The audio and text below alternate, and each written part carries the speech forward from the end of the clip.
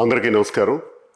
శ్రీకాకుళం జిల్లాలో 23వ తారీఖు నుంచి ముఖ్యంగా శ్రీకాకుళం పట్టణం మరి మున్సిపల్ ఆ పరిధిలో 23వ తారీఖు నుంచి డయేరియా బారిన పడి సుమారు 24 మంది అడ్మిట్ అయినారని, అందులో ఒకరు ఈరోజు మరణించారు. చాలా దురదృష్టకరమైనటువంటి సంఘటన. ఈరోజు కూడా ఇంత అభివృద్ధి చెందినటువంటి ఈ రోజుల్లో కూడా డయేరియాని కంట్రోల్ చేసుకోలేనటువంటి దౌర్భాగ్యమైనటువంటి పరిస్థితులు ఇంకా మనం ఎదుర్కొంటున్నామంటే ఎంత నీచమైన స్థితిలో ఉన్నాం.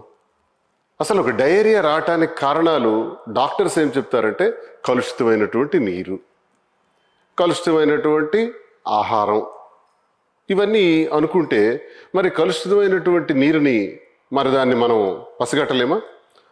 అది ఎక్కడ కలుషితం జరిగింది, దానిపైన ఎటువంటి చర్యలు తీసుకోవాలి అన్నది దానికి సంబంధించి ఆర్డబ్ల్యూఎస్ డిపార్ట్మెంట్ అంటూ ఒకటి ఉంది కదా.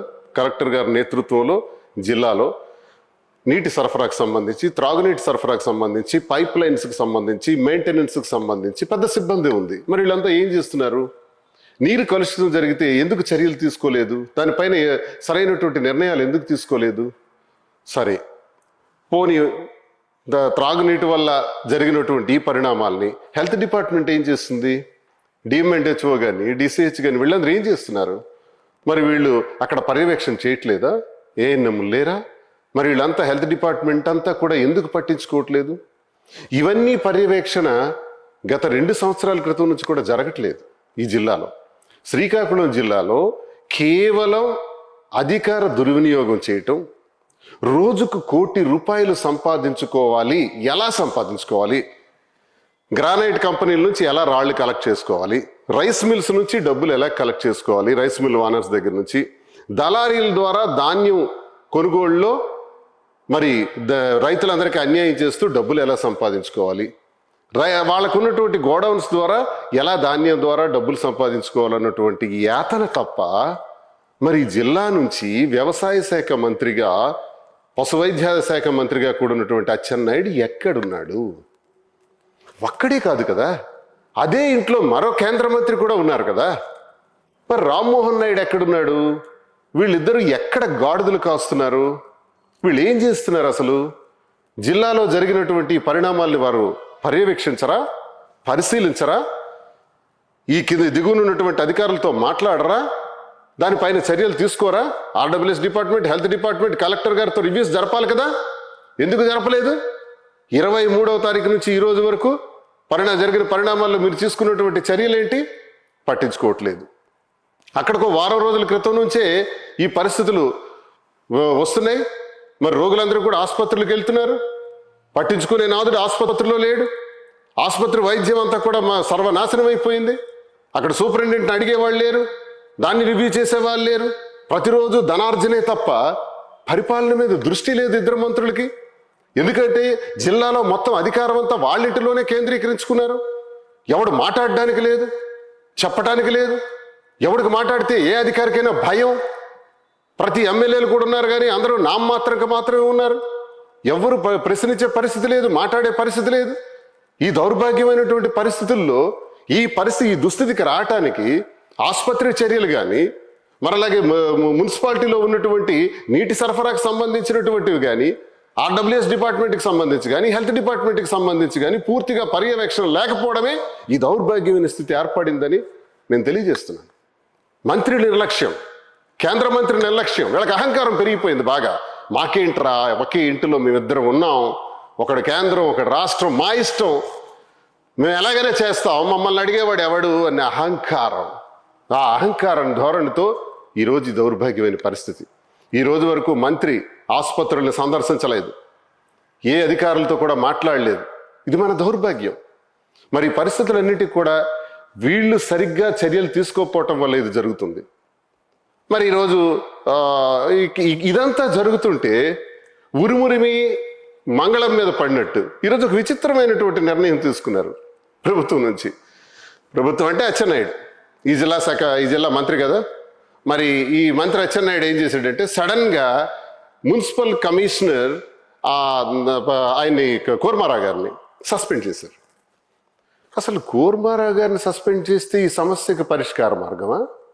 కూర్మారావు నేరం చేశారా? అసలు కూర్మారావు నేరం చేశారు మున్సిపల్ కమిషనర్ అని ఎవరు నిర్ధారించారు? కలెక్టర్ గారు నిర్ధారించలేదే. కలెక్టర్ గారు తను ఇచ్చినటువంటి స్టేట్మెంట్లో మేము ఇంకా ఎంక్వైరీ చేస్తున్నాం, ఈ డయేరియా రోగం ఎందుకు ఇంతగా ప్రబలిందన్నది ఎంతవరకు మా కారణాలు తెలియలేదు, మేము పూర్తిగా పరిస్థితులన్నీ తెలుసుకుంటాం, ఎందుకు ఇటువంటిది వచ్చింది అన్నదంటే ఇమ్యూనిటీ లోపం కూడా కొంత కారణం, ఇమ్యూనిటీ లోపం వల్ల కూడా కారణం జరుగుతుంది అని. అయితే ఇమ్యూనిటీ లోపానికి కారణం కమిషనరా?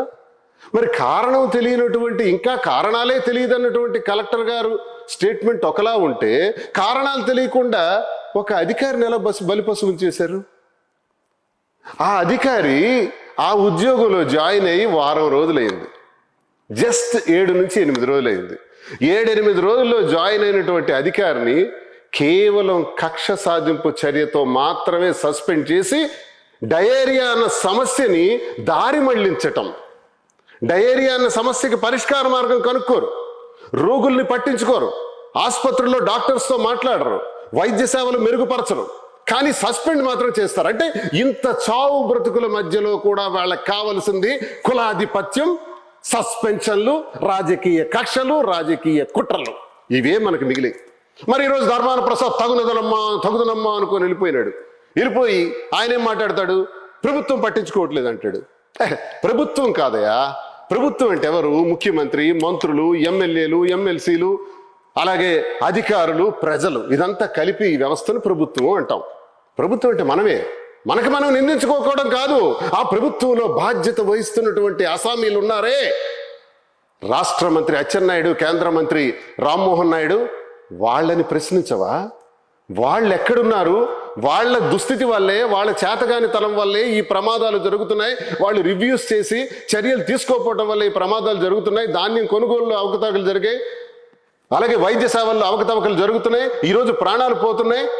సుమారు 10 లక్షల టన్నులు ధాన్యాన్ని పండిస్తే ఈ జిల్లా ప్రజలు 6.5 లక్షలు మాత్రమే ప్రొక్యూర్ చేసి, మిగతాది ప్రొక్యూర్ చేయకుండా మరి సన్న రకాల ధాన్యాన్ని పండించినటువంటి రైతులందరికీ కూడా 2,800 రేటు ఉంటే 1,400 కూడా రేటు రానటువంటి దుస్థితిలో నరక యాతన, ఎరువులు లేవు, విత్తనాలు లేవు, పురుగు మందులు లేవు, కనీసం ఆ రైతుల్ని పట్టించుకునే నాదుడే లేదు. రైతు నడ్డి విరగ్గొట్టి దళారీ వ్యవస్థ పెట్టిరిగిపోయి అంతా నిమ్మాడ చెంతకే చేరిపోయి ఈరోజు రౌడీజం చేస్తుంటే వాళ్ళని ప్రశ్నించరు.